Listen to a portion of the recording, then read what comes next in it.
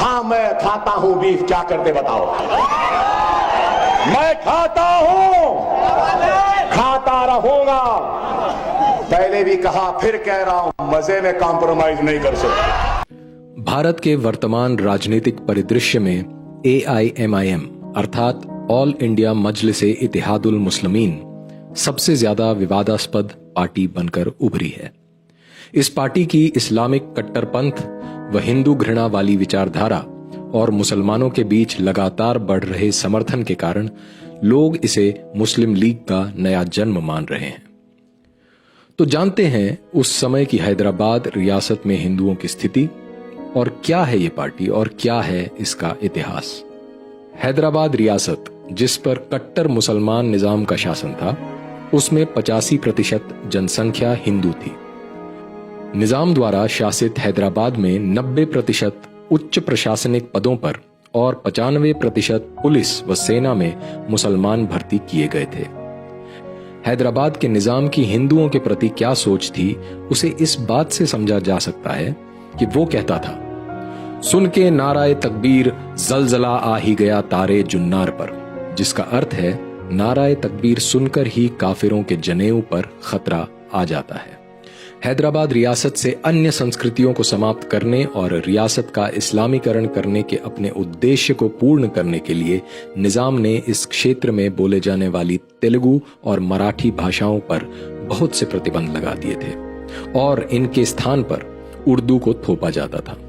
उर्दू को रियासत के सभी स्कूलों में पढ़ाया जाना अनिवार्य कर दिया गया था। हैदराबाद रियासत में गैर मुसलमानों को छल बल से मुसलमान बनाने के लिए दीनदार अंजुमन नामक एक संगठन भी बनाया गया था। इतना ही नहीं, निजाम ने 1938 में वंदे मातरम के गायन और उस्मानिया यूनिवर्सिटी में धोती कुर्ता पहनने पर भी रोक लगा दी थी। उस्मानिया यूनिवर्सिटी में वंदे मातरम गाने के लिए 350 छात्रों को निलंबित कर दिया गया था। इन निलंबित छात्रों में बाद में भारत के प्रधानमंत्री बने PV नरसिम्हा राव भी थे। इस क्रूर इस्लामिक शासन में केवल वंदे मातरम गाने पर 15 वर्षीय रामचंद्र राव को कारावास के साथ 24 कोड़े मारने की सजा दी गई थी। सन 1927 में हैदराबाद के कट्टरपंथी मुसलमान निजाम मीर उस्मान अली खान की सलाह से महमूद नवाज खान किलेदार ने एक पार्टी बनाई जिसका नाम था इत्तेहाद बैनुल मुस्लिमीन, जिसे बाद में मजलिस-ए इत्तेहादुल मुस्लिमीन या MIM कहा जाने लगा। मजलिस-ए इत्तेहादुल मुस्लिमीन का अर्थ है council for unity of Muslims. रियासत में मुसलमानों की स्थिति और इस्लामिक शासन को मजबूत करने के उद्देश्य से MIM की स्थापना की गई थी। 1938 में बहादुर यार जंग MIM का अध्यक्ष बना। बहादुर यार जंग एक कट्टर पैन इस्लामिस्ट और मोहम्मद अली जिन्नाह व मोहम्मद इकबाल के बहुत निकट था। ये पाकिस्तान बनाने के लिए पूरी शक्ति से लगा हुआ था। ये पूरे भारत में इस्लामिक सत्ता स्थापित करने की सोच रखने वाले खाकसर संगठन को भी हैदराबाद में बढ़ा रहा था। बहादुर यार जंग की कट्टरपंथी और आक्रामक नीतियों के कारण MIM हैदराबाद और उसके आसपास के इलाकों के मुसलमानों के बीच बहुत लोकप्रिय होने लगी थी। जंग ने केवल 3 साल में 24,000 हिंदुओं का धर्म परिवर्तन करवाकर मुसलमान बना दिया था। इसके इन सब कार्यों के लिए मुसलमानों द्वारा इसे कैद मिल्लत अर्थात मुसलमान कौम का नेता की उपाधि भी दी गई थी। 1944 में बहादुर यार जंग की मृत्यु के बाद अलीगढ़ मुस्लिम यूनिवर्सिटी से पढ़े घोर कट्टर मुसलमान कासिम रिजवी को MIM का अध्यक्ष बनाया गया। कासिम रिजवी ने हैदराबाद रियासत में मुसलमानों की एक हथियारबंद फौज तैयार की। इस फौज में शामिल मुसलमानों को रजाकार कहा जाता था। रजाकार का अर्थ है अपनी इच्छा से इस्लाम के लिए काम करने वाला। इस इस्लामी फौज में लाखों की संख्या में मुसलमान भर्ती थे, जिनमें से अधिकांश MIM के कार्यकर्ता थे। कासिम रिजवी ने रजाकारों को हथियारों का प्रशिक्षण देने के लिए 52 ट्रेनिंग सेंटर भी शुरू किए थे। अपने कुख्यात वेपन्स वीक भाषण में कासिम रिजवी ने घोषणा करते हुए कहा था, हैदराबाद एक इस्लामिक राज्य है। इस अधिराज्य में यानी भारत अधिराज्य में 4 करोड़ 50 लाख मुसलमान हैं जो इस्लाम का झंडा बुलंद करने के लिए हमारी ओर देख रहे हैं। इस्लाम की सर्वोच्चता स्थापित करने के लिए हम मुसलमानों को एक हाथ में कुरान और दूसरे हाथ में तलवार लेकर दुश्मनों को काटते हुए आगे बढ़ना है।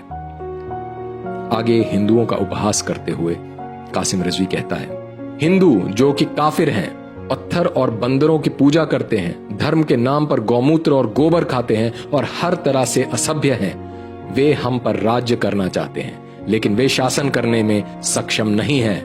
कासिम रिजवी अक्सर कहता था, हैदराबाद में हम मुसलमान भले ही कम हैं, लेकिन हमारे निजाम ने यहां 200 साल राज किया है।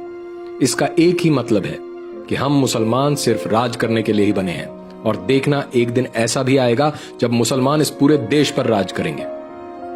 10 जून 1948 को कासिम रिजवी ने कहा, हम मुसलमान महमूद गजनवी और बाबर की औलादे हैं, हम लाल किले पर आसफजाही झंडा लहराएंगे। जब मोहम्मद अली जिन्नाह के नेतृत्व में मुस्लिम लीग भारत को तोड़कर मुसलमानों के लिए एक अलग देश पाकिस्तान बनाने की मांग कर रही थी, तब MIM और निजाम ने मुस्लिम लीग को हर संभव सहायता प्रदान की। द्वितीय विश्व युद्ध के बाद जब ब्रिटिश सरकार ने रियासतों के सामने भारत या पाकिस्तान में से किसी एक में विलय या स्वतंत्र रहने का विकल्प रखा, तो MIM और हैदराबाद के निजाम ने पाकिस्तान का पक्ष लिया। उनका मानना था कि या तो हैदराबाद एक स्वतंत्र रियासत बनकर रहे जिसका शासन इस्लामिक कानून अर्थात शरिया के अनुसार चले, या ईस्ट पाकिस्तान और वेस्ट पाकिस्तान की तर्ज पर हैदराबाद रियासत को साउथ पाकिस्तान घोषित कर उसका विलय पाकिस्तान में कर दिया जाए। चूंकि हैदराबाद रियासत की 85% आबादी हिंदू थी, तो MIM के लिए हैदराबाद का पाकिस्तान में विलय कराना आसान नहीं था। इसलिए निजाम और MIM ने पूरे भारत से मुसलमानों को हैदराबाद आकर बसने के लिए आमंत्रित किया। हैदराबाद रियासत में रह रहे हिंदुओं के लिए स्थिति अब बद से बदतर हो गई। इन मुसलमान रजाकारों ने हैदराबाद रियासत में रहने वाले हिंदुओं पर भयंकर अत्याचार करना शुरू कर दिया। रिकॉर्डेड आंकड़ों के अनुसार रजाकारों ने 1431 गांवों पर हमला कर हजारों घरों को जला दिया, 921 लोगों की हत्याएं की, 1150 महिलाओं का बलात्कार किया और 10 करोड़ 30 लाख रुपए की संपत्ति की लूट की। लेकिन वास्तव में ये आंकड़े इससे कहीं अधिक होंगे, क्योंकि वाडलाकोंडा के पास हुई एक घटना में ही 9 गांवों को जलाकर राख में बदल दिया गया था। हजारों हिंदू पुरुषों एवं महिलाओं की हत्या बलात्कार किए गए और सैकड़ों घरों व अनाज के गोदामों को लूटकर आग लगा दी गई थी। एक हिंदू अधिकारी के अनुसार, हमलों के बाद मेरे स्टाफ के अधिकारियों और रजाकारों द्वारा इकट्ठा किए कानों के कुंडल, मंगलसूत्र और नाक के आभूषण जो कि खून से सने होते थे, उनके द्वारा आपस में बांट लिया जाता था। मुसलमानों की धार्मिक भावनाएं आहत न हो, ऐसे झूठे आधार बनाकर हैदराबाद रियासत में हिंदुओं पर अपने धर्म का प्रचार करने, मंदिरों की मरम्मत कराने, नए मंदिर बनाने और अपने धार्मिक कार्य करने तक पर अनेक तरह के प्रतिबंध लगा दिए गए थे। रजाकारों के क्रूर कार्यों में मुसलमान सरकारी अधिकारी, पुलिस और सेना सभी उनके साथ थे। रजाकारों का इस्लामिक आतंक हर जगह व्याप्त था, यहां तक कि कारागार भी सुरक्षित नहीं थे। मुसलमान कैदियों के साथ मिलकर अधिकारियों और रजाकारों ने निजामाबाद जेल पर हमला कर 123 हिंदू कैदियों की हत्या कर दी थी। सरकारी अधिकारियों को भी हथियार चलाने का प्रशिक्षण दिया जाता था, जिसका अभ्यास वे पुलिस और सेना के साथ निहत्थे हिंदुओं पर करते थे। हैदराबाद में हिंदुओं के साथ हो रही भयावहता का अंदाजा इस घटना से लगाया जा सकता है कि भैरवनीपल्ली में घरों को जलाने और हिंदू महिलाओं के साथ बलात्कार करने के बाद 92 हिंदू पुरुषों को एक लाइन में खड़ा कर बांध दिया गया था। इसके बाद एक 303 बुलेट से कौन ज्यादा हिंदुओं को एक साथ भेज सकता है, इसके लिए मुसलमानों द्वारा प्रतियोगिता का आयोजन किया गया था। हिंदुओं को मारने के लिए कभी कभी इससे भी क्रूर तरीके अपनाए जाते थे। उदाहरण के लिए कोडकंडला के पास श्राद्ध करके लौट रहे 5 ब्राह्मणों को इमली के पेड़ से बांधकर जिंदा जला दिया गया था। एक अनुमान के अनुसार सन 1947-48 में अकेले बीदर जिले में 176 गांवों पर हमला कर 120 लोगों की हत्या की गई। अनेकों हिंदुओं को जिंदा जला दिया गया, 4 करोड़ 20 लाख रुपए की लूट की गई और सैकड़ों हिंदू महिलाओं का बलात्कार किया गया। हिंदुओं के साथ हो रही रोंगटे खड़ी करने वाली क्रूर घटनाओं पर पर्दा डालने और सांप्रदायिक सौहार्द का झूठा दिखावा करने के लिए पीस कमेटियां भी बनाई जाती थीं। लेकिन इनकी हकीकत को इस बात से समझा जा सकता है कि ऐसी ही एक कमेटी के सदस्य बनाए गए शत गोपालाचार्य द्वारा हिंदुओं के साथ हो रहे व्यवहार की शिकायत करने पर गोपालाचार्य की गोली मारकर हत्या कर दी गई थी और दूसरे सदस्यों को भी ऐसे ही परिणाम भुगतने की धमकी दी जाती थी। हैदराबाद के मुसलमानों के आतंक को इसी बात से समझा जा सकता है कि एक मस्जिद के मुल्ला ने भारत सरकार के एजेंट जनरल KM मुंशी के सर पर भी 5,000 रुपये का इनाम रख दिया था। हैदराबाद रियासत के सभी हिंदुओं को खत्म करने की धमकी देते हुए MIM के अध्यक्ष कासिम रिजवी ने कहा था, अगर भारत हैदराबाद रियासत पर आक्रमण करता है तो उन्हें 1,50,00,000 हिंदुओं की हड्डियां और राख के सिवाय कुछ नहीं मिलेगा। निजाम और MIM की लगातार बढ़ती भारत विरोधी गतिविधियों के कारण भारत द्वारा ऑपरेशन पोलो चलाकर 18 सितंबर 1948 को हैदराबाद रियासत का भारत में विलय कर लिया गया। MIM को प्रतिबंधित कर उसके अध्यक्ष कासिम रिजवी को गिरफ्तार कर जेल भेज दिया गया। वो अलग बात है, MIM और मुसलमान रजाकार अपने इस्लामिक एजेंडे को पूरा करने के लिए लगातार काम करते रहे। ऐसा माना जाता है कि किसानों के नाम पर वामपंथियों द्वारा किए गए हिंसक आंदोलन तेलंगाना कृषक आंदोलन में इन्हीं मुसलमान रजाकारों ने हथियार सप्लाई किए थे। सन 1957 में कासिम रिजवी को इस शर्त पर रिहा कर दिया गया कि वो अपनी रिहाई के 48 घंटे के भीतर पाकिस्तान चला जाए। अपने पाकिस्तान जाने से एक दिन पहले कासिम रिजवी ने एक मीटिंग बुलाई थी जिसमें MIM की कमान अब्दुल वाहिद ओवैसी को सौंप दी गई थी। ये अब्दुल वाहिद ओवैसी वर्तमान में AIMIM के अध्यक्ष असदुद्दीन ओवैसी का दादा था। अब्दुल वाहिद ओवैसी ने MIM के खूनी इतिहास पर पर्दा डालने और इस पार्टी को अखिल भारतीय रूप देने के लिए इसका नाम MIM से बदलकर AIMIM अर्थात ऑल इंडिया मजलिसे इत्तेहादुल मुस्लिमीन कर दिया था। कमाल की बात यह है कि जहां AIMIM के वर्तमान नेता अपने इस इतिहास पर गर्व करते हैं और MIM के शुरुआती नेताओं के सम्मान में कार्यक्रम आयोजित करते रहते हैं, वहीं बड़ी चतुराई से इन्होंने अपनी वेबसाइट पर पार्टी के इतिहास में से कासिम रिजवी को छुपा दिया है। खैर, नाम बदलने से न तो पार्टी की विचारधारा बदली और न उद्देश्य। अब्दुल वाहिद ओवैसी को देश विरोधी और हिंदू विरोधी गतिविधियों के लिए 14 मार्च 1958 को हैदराबाद पुलिस ने गिरफ्तार किया था। ओवैसी पर भड़काऊ भाषण देने, दंगा फैलाने और गैर मुस्लिमों अर्थात हिंदुओं के खिलाफ नफरत फैलाने के लिए मुकदमा चला और उसे 11 महीने तक कैद में रहना पड़ा था। अब्दुल वाहिद ओवैसी के बाद 1975 में AIMIM का अध्यक्ष उसका बेटा सलाहुद्दीन ओवैसी बना, जिसे मुस्लिम कम्युनिटी का कमांडर भी कहा जाता था। सलाहुद्दीन ओवैसी के बाद 2008 में उसका बेटा असदुद्दीन ओवैसी मजलिस का अध्यक्ष बना। एक रियासत से प्रारंभ हुई MIM अब तक एक बड़े जनाधार वाली कुख्यात राजनीतिक पार्टी AIMIM बन चुकी है। अरे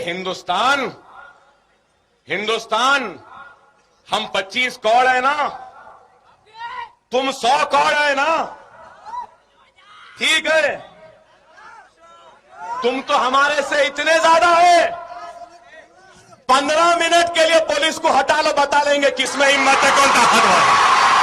हिंदुओं को खत्म करने और पूरे भारत में इस्लामिक शासन लाने की MIM की सोच आज भी बदस्तूर जारी है।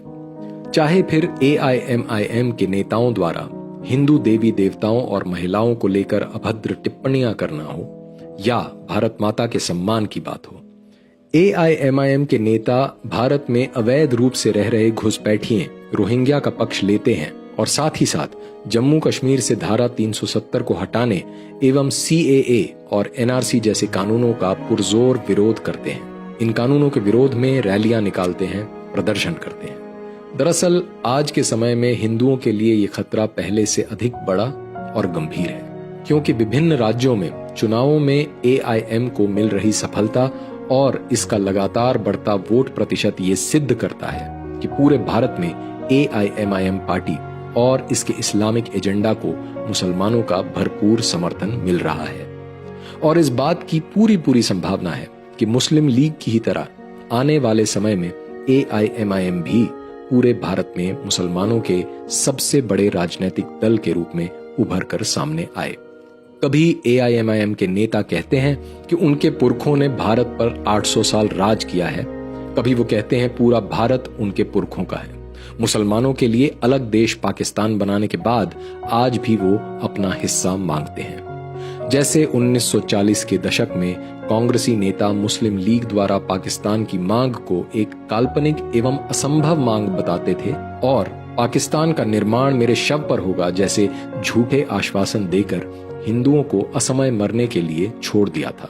पाकिस्तान भी बना और इस तरह के आश्वासन देने वाले नेता जीवित भी रहे और मृत्यु को प्राप्त हुए ऐसे नेताओं पर विश्वास करने वाले निर्दोष हिंदू।